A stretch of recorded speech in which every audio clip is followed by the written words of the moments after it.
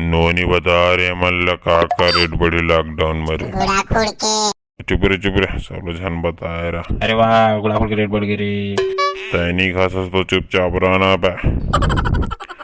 मैं तो कोई जा खरीद लूं रे।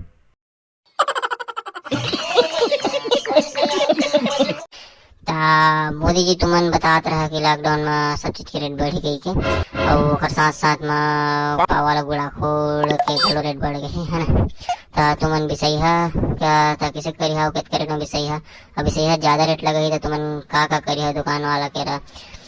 नहीं मैं तो गुड़ाखुड़ भी सहुचे और नी बिसाए बिना तो मोर बाहर दिखालो नहीं उतरे और घसले परी मोर गुड़ाखुड़ 10 दिन तक ले घसले परी ते कर ले पाव वाला भी सोचा था और 50 रुपये में पाव वाला बेचते दे ठीक रहीस। ज्यादा महंगा नहीं दे ठीक रहीस और पाव वाला तो मतलब बिसात ले परी।